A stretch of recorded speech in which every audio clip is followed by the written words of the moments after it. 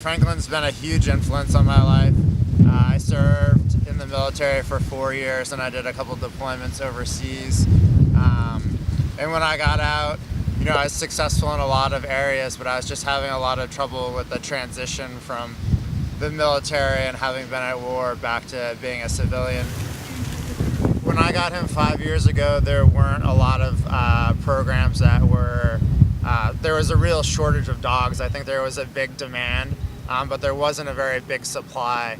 And since then, a lot of organizations have kind of stepped up. The VA and the government really doesn't provide service dogs. So I got him from the organization Operation Delta Dog.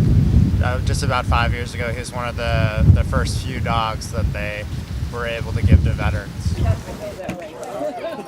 It probably took about 6 to 8 months of training consistently with him for him to be able to go through his training. To be consistent with the dog, I think that's probably the most challenging part, is just consistency. It allows him to kind of know what's expected of him.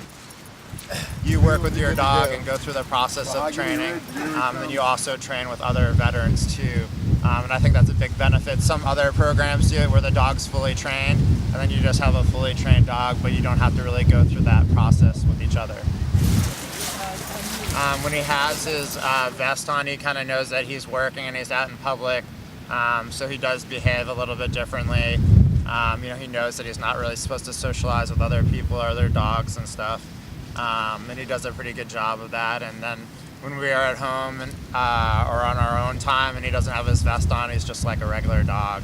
That's like your typical pet or member of the family. Hey, Franklin. He does live a very different life than probably a normal dog does. He goes to a lot of places normal dogs don't. I mean, we've gone in buses, on boats, to Celtics games, to all kinds of different things. For him to be in a public place, he just has to be able to act. He has to be able to behave in public. And there's a lot of things that you don't think of. When you bring your dog somewhere for the first time, like he has to be able to go into elevators and deal with stairs and crowded situations, and has to be able to be calm. And when I go to dinner or something like that, to sit under the table and behave. I think anyone with a pet knows that pets are amazing. They have such an impact on you.